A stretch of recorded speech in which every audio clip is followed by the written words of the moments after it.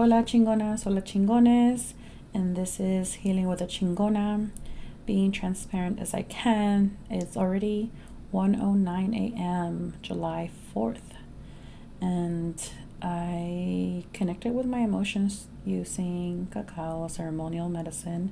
I talked about this before a little bit, but just a quick jot down of what cacao is a beautiful ancestral medicine, is the pure form of chocolate, if you want to call it.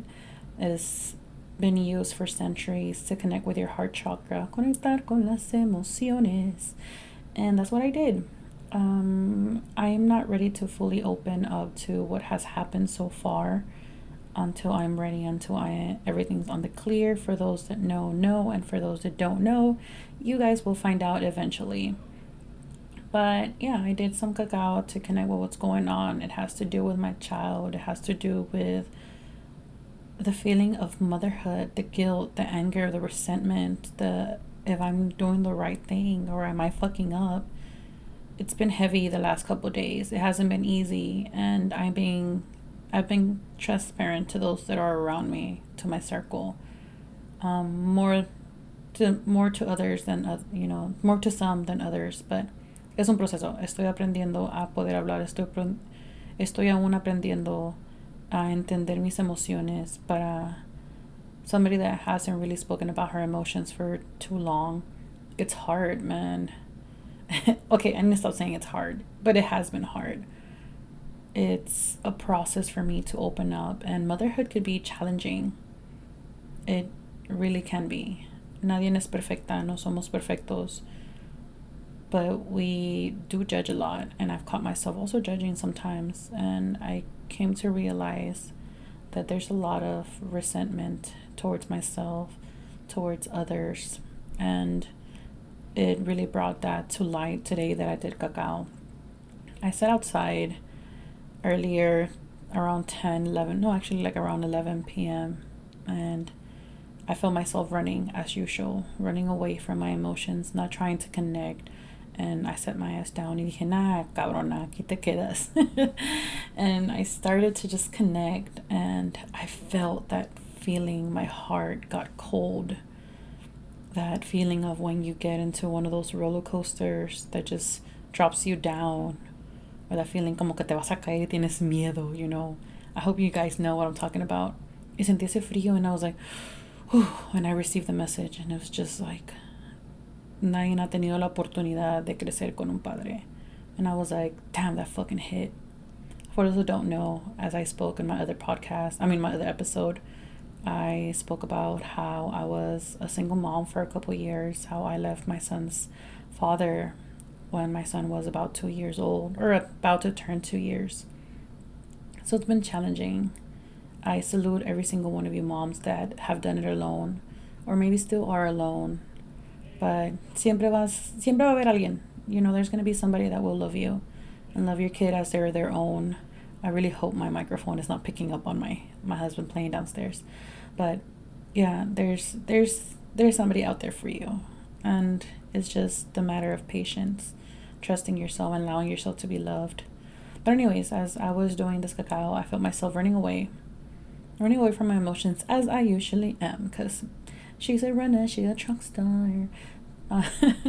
Es algo que siempre hago. Termino corriendo de mis emociones because I don't want to feel them. I don't want to cry, and that's me being transparent. Como les digo, esto de sanar no es fácil. Esto de sit with your emotions is not always easy, but you have to push yourself. You have to go with the flow. And I did a lot of crying. When I realized where my ancestors were showing me. And my ancestors start with my grandma on my mom's side. My mom's mom has already passed away. My dad's mom has already passed away. I do have my mom. I don't have my father. And it just brought to light of nadie ha tenido la oportunidad de realidad crecer con un padre o un buen padre. And it hit me because everything that I'm going through with my son has been hard. The last couple of days, it's been like that moment of guilt, like, puta madre, que estoy haciendo mal. And I'm saying it as honest as I could be. I felt so wrong for the last couple of days. where I felt like, damn, I'm a bad mom. Maybe I am. But then there comes this little boy that reminds me that I am the best mom, even though the issues have been chaotic. Like I said, I'm not ready to talk about it so far until everything is good, but it's been chaotic. He reminds me every day that I'm a good mom, but through little obstacles, little setbacks is when I really second guess myself. Well, I connected to the medicine and it showed me how it started. I'm obviously it started back in the day, but it first starts with me, and it was losing your dad, and losing my dad. I mean, I was 9 before my dad passed away. I was a couple of days away from turning 10, and that was the first image that I got of like, tú no tenías un papá, and it hit, and I was crying outside, and I was like, I never really had a masculine energy, that father figure. Yeah, my mom had, she got in a relationship, but since I was blinded by anger, I couldn't see this person as a father figure. He was there, and I just didn't like him. It's not that he was a bad person. He also has passed away, unfortunately, but I didn't like him for the part because the inner child of me was like, why is this man here and not my dad? Like, why does he get to be here and not him? And that's what this medicine was showing me. It's just like, tú tampoco tenías a tu papá falleció a temprana edad, you were small. And then moving forward, they showed me my mom, her biological dad had been, unalived. So she didn't have a father figure either, and her stepdad was an abusive piece of doo-doo. So my mom didn't really have anybody. And then getting with my dad didn't have a father figure either. My dad had to turn into this, he had to grow up at a young age as well to provide for his siblings, half siblings, for my grandma, and so on. And then I started seeing my grandmas from both my mom and my dad, the same thing. It was just generational. And then I started seeing my sisters, I started seeing how they also didn't really have a father. My stepsisters from my half sisters, actually. My half sisters from my dad's side, they didn't really have a dad that way as well. Even if we tried to say that we didn't really have my dad, because he was lost in his own trauma, his own issues. And then getting in contact, when seeing my sisters, my brothers from my mom's side, I have siblings as well, I started to realize that they also didn't really have their dad in that way, and now they're trying to treasure him or trying to be there for them because he is alive, but he hasn't been the best dad either. There's been a generational thing of women in my family. I started seeing my tias, I started seeing cousins and all this, of how most of them, either if they were in a relationship with the father of their kids, it was very abusive, very narcissistic, or they just weren't together, they became single moms, and all that weighed heavy. And I kept hearing my ancestors just like, es un trauma que nunca se va a sanar, and I'm like, no lo merezco. I don't.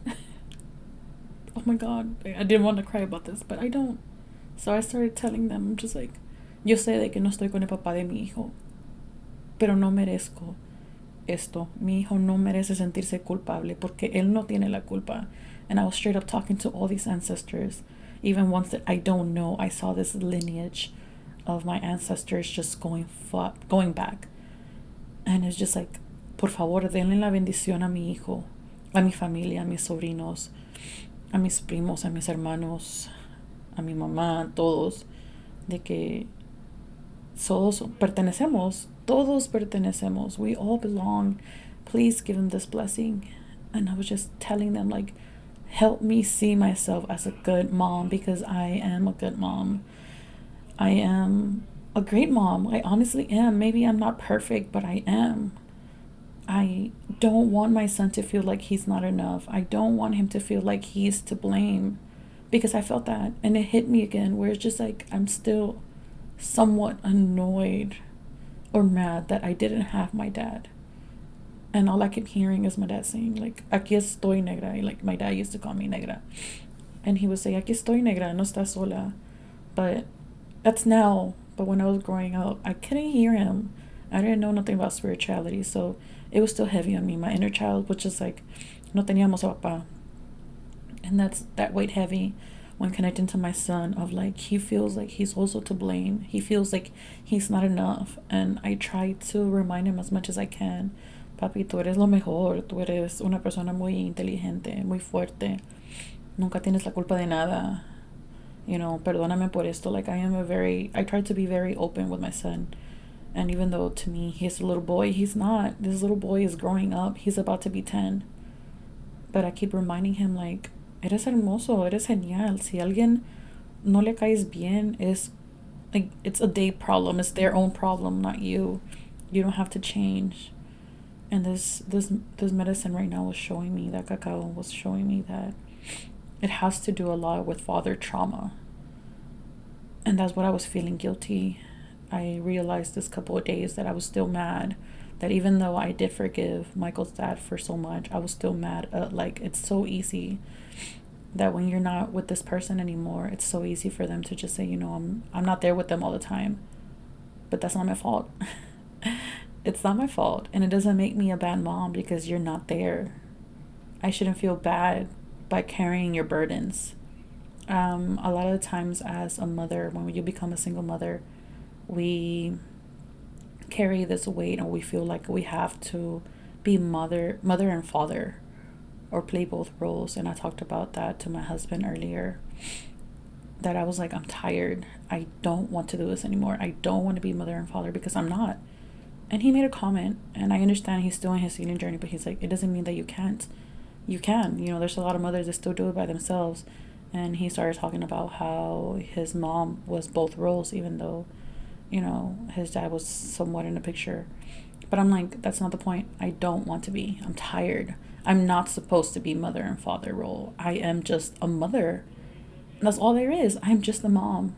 But why do I feel guilty? Why am I mad at myself?